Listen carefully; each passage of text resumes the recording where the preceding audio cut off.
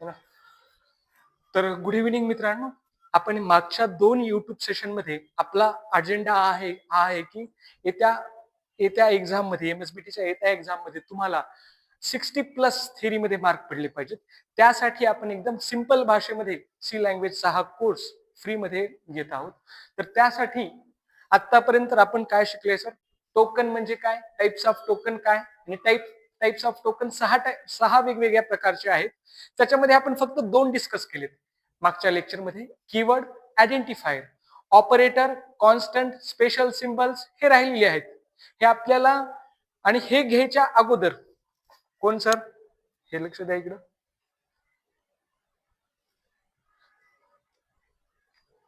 ना आतापर्यंत आपण टाइप्स ऑफ टोकन पाहिलं आहे. त्याच्यामध्ये कीवर्ड बघितलेत, आयडेंटिफायर बघितले, ऑपरेटर, कॉन्स्टंट आणि स्ट्रिंग आणि स्पेशल सिम्बल.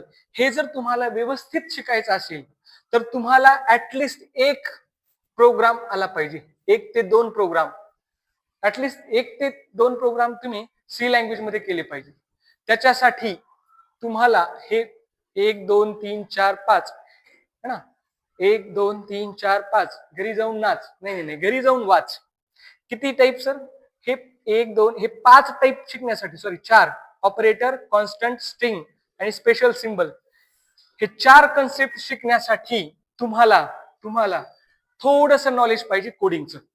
तर आता आपण थोडंसं कोडिंग कडे जाऊयात. ओके. तर कोडिंग कडे जाण्यासाठी तुम्हाला नॉलेज पाहिजे सर डेटा टाईपचं.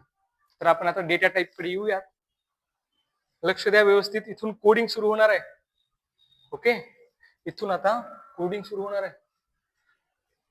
Data types in C language. काय आहे सर डेटा टाइप्स? काही नाही. प्रत्येक पहिला प्रश्न तर डेटा टाइप मध्ये डिस्कस करत असताना तुम्हाला डिस्कशन काय करायचं की अहो सर प्रत्येक लँग्वेज मध्ये डेटाला क्लासिफाय करायची गरज का पडली, हा प्रश्न विचार करायचा आहे. तर प्रत्येक लँग्वेज मध्ये डेटाला क्लासिफाय करायची गरज का पडली सर? तर त्याचे 2च कारण आहेत, 3 कारण आहेत मेजरली, पण आपण 2 डिस्कस करू. तिसरं कारण नंतर येईल. तर पहिलं कारण काय आहे sir? Data in nature exist in various format. म्हणजे काय हो सर? अहो सर नेचर मध्येच डेटा वेगवेगळा आहे. म्हणजे काय हो सर?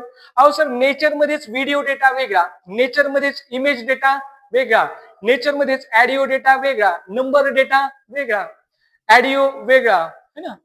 तर नेचर मध्येच डेटा वेगवेगळा भेटायला. प्रत्येक लँग्वेज मध्ये डेटाला क्लासिफाय करायची गरज पडली. सी प्लस प्लस, बावा, नाही जावा, पायथन, PHP या सगळ्या लँग्वेज मध्ये डेटाला क्लासिफाय करायची गरज का पडली सर? तर त्याचे किती कारण आहेत? त्याचे कारण आहेत 3. इथं मी 2 डिस्कशन मध्ये घेतलेले आहेत. पहिलं काय, नेचर मध्येच डेटा वेगवेगळा आहे सर. दुसरं कारण काय आहे हो सर? एकदम सोपं. दुसरं कारण काय, अहो सर प्रत्येक डेटावरचं ऑपरेशन सुद्धा वेगवेगळं आहे. म्हणजे काय, मी 2 नंबरचं ऍडिशन करू शकतो का? हा, करू शकतो ना. 2 व्हिडिओचं ऍडिशन करता येईल का आपल्याला? नाही, 2 व्हिडिओचं ऍडिशन करता येत नाही. 2 इमेजला मल्टिप्लाय करता येईल का? नाही सर, 2 इमेजला मल्टिप्लाय करता येत नाही. 2 नंबरला मल्टिप्लाय करता येईल का? हा, करता येईल ना सर. सेम जसं एक ऑपरेशन मी या डेटावर करतो, सेम ऑपरेशन मी दुसऱ्या डेटावर करता येईल असं आहे का? नाही. म्हणून त्यामुळं सगळ्याच लँग्वेज मध्ये डेटाला क्लासिफाय करायची गरज पडली. बघा, आपण शिकायलो डेटा टाइप्स इन सी.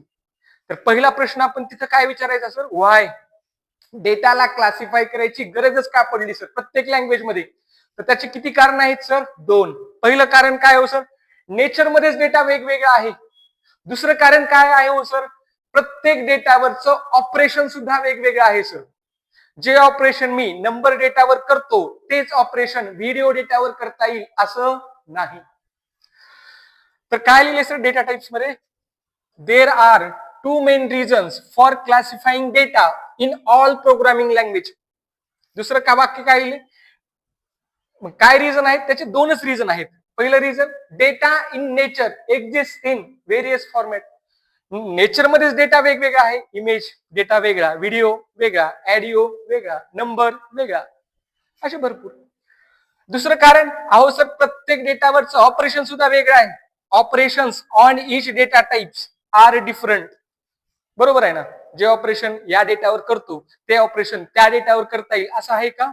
नाही. तिसरं रिझन एक आहे ते रिप्रेझेंटेशन ऑफ डेटा. काय sir? Representation of data in memory. म्हणजे काय हो सर? व्हिडिओला स्टोअर करण्यासाठी मेमरीमध्ये त्याची टेक्निक वेगळी आहे.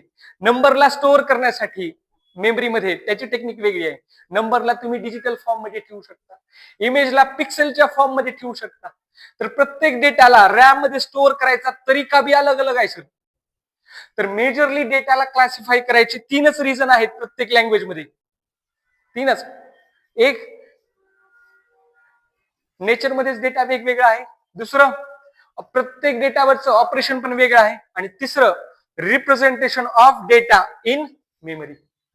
हे तीन लक्षात राहतील कारण. ओके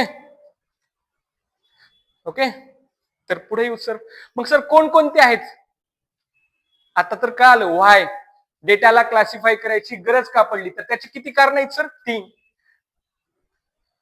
नेचरमध्ये डेटा वेगळा, ऑपरेशन डेटावरचं वेगळं, आणि तिसरं इंटरनल रिप्रेझेंटेशन सुद्धा कसं आहे हो सर? वेगळं. मग सर कोणकोणते आहेत? हा, असे भरपूर आहेत सर, भरपूर आहेत. What are they? असे भरपूर आहेत. व्हिडिओ डेटा वेगळा, इमेज डेटा वेगळा, नंबर डेटा वेगळा, असे भरपूर आहेत. पण आपण सुरुवातीला कशाबद्दल डिस्कस करू? बेसिक डेटा टाईप बद्दल. म्हणजे असे डेटा टाईप जे सी लँग्वेजनेच दिलेले आहेत. जर तुम्हाला हा डेटा स्टोअर करायचा आहे तर हा डेटा टाईप वापरा. जर हा डेटा स्टोअर करायचा आहे तर हा डेटा टाईप वापरा. म्हणजे कसं हो सर? काही नाही, एक डेटा टाईप आहे काय सर? कॅरेक्टर. पहिला प्रश्न, कॅरेक्टर कुणाला म्हणायचे? बघा लक्ष द्या. कॅरेक्टर कुणाला म्हणायचे? कॅरेक्टर कुणाला म्हणायचे?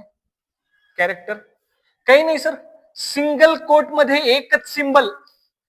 बघा बघा लक्ष द्या, भरपूर विद्यार्थी इथं कन्फ्युजन मध्ये पडतात. कॅरेक्टर डेटा कुणाला म्हणायचे? लक्ष द्या. सिंगल कोट मध्ये एकच सिंबल कुठलंही, म्हणजे काय? Single quote. बघा, सिंगल कोट, हे डबल कोट, हे ट्रिपल कोट. कॅरेक्टर कुणाला म्हणायचे? डबल कोट नाही नाही नाही, सिंगल कोट मध्ये एकच सिंबल. सिंगल कोट मध्ये एकच सिंबल म्हणजे काय हो सर? काही नाही, सिंगल कोट मध्ये कीबोर्ड वरचे एक बटन. काय? सिंगल कोट मध्ये कीबोर्ड वरचं कुठलंही एक बटन.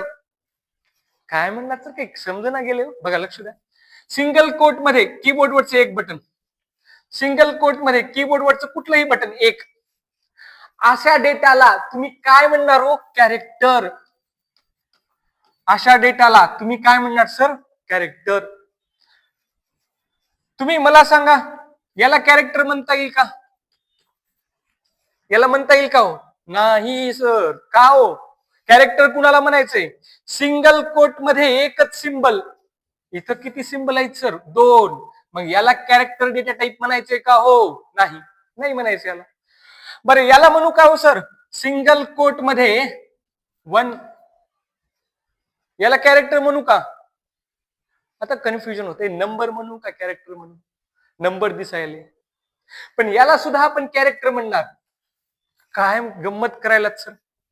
हे इकडे बघा. हा, असं 1 असेल तर त्याला नंबर म्हणणार. हा, सिंगल कोट मध्ये नाहीये ना, हा, याला नंबर म्हणा सर. पण त्याच्यावर जर सिंगल कोट टाकलं की त्याला सुद्धा तुम्ही काय म्हणा? कॅरेक्टर. त्याला सुद्धा तुम्ही काय म्हणा? कॅरेक्टर.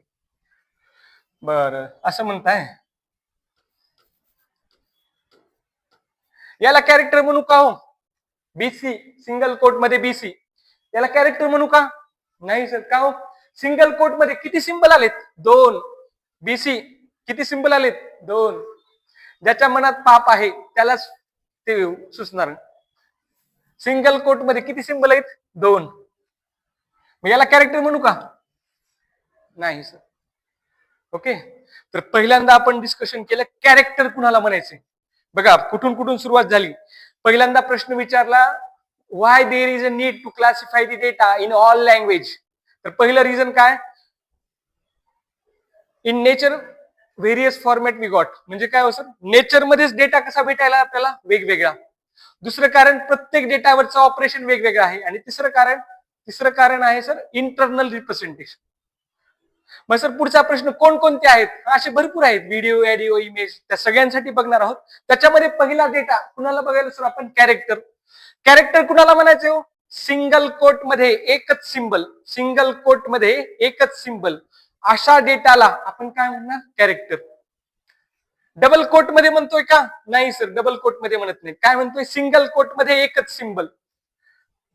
मग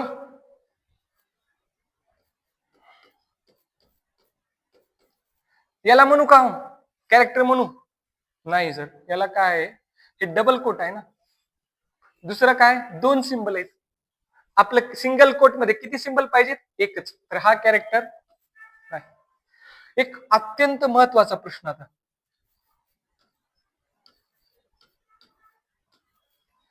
2.5 याला कॅरेक्टर म्हणू का सर, कन्फ्युजन आहे. 2.5 हा नंबर पण आहे आणि सिंगल कोट मध्ये आहे.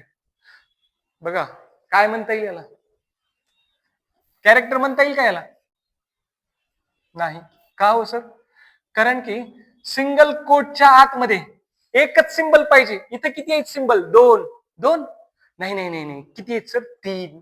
तीन कुठं, हे 2 1 पॉइंट 1 आणि 5 1. सिंगल कोटच्या आतमध्ये किती सिंबल झाले, 2 1 पॉइंट 1 आणि 5 1. किती सिंबल झाले सर, 3.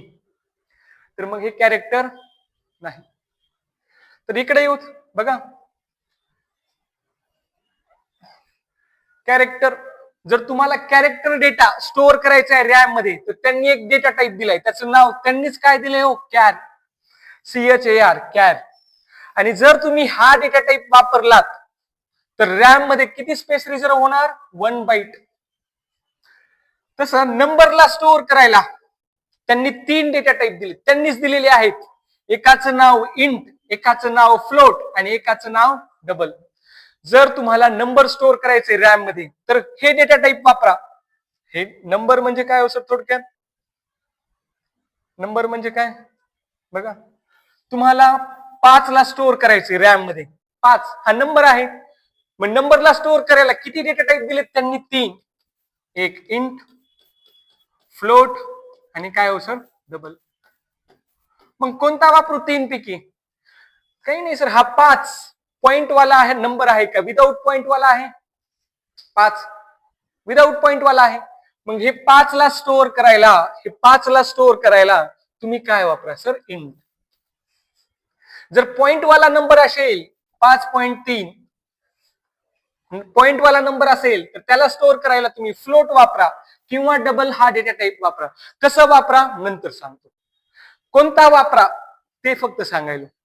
बघा कॅरेक्टरला स्टोअर करायचे, कॅरेक्टर म्हणजे काय, सिंगल कोट मध्ये एकच सिंबल, असा डेटा तुम्हाला स्टोअर करायचा आहे तर कुठला डेटा टाईप वापरा, कॅर. कसं वापरा नंतर सांगतो. नंबरला स्टोअर करायचे, नंबरचे 2 टाईप, पॉइंट वाले नंबर, विदाउट पॉइंट वाले नंबर. पॉइंट वाल्या नंबरला स्टोअर करायचं आहे तर त्यांनी तुम्हाला डेटा टाईप दिलाय फ्लोट किंवा डबल. विदाउट पॉइंट वाल्या नंबरला स्टोअर करायचे तर कुठला डेटा टाईप वापरा सर, इंट. विदाउट पॉइंट वाल्या नंबरला स्टोअर करायचे तर कुठला डेटा टाईप वापरा, इंट. ओके, काही नाही सर, हा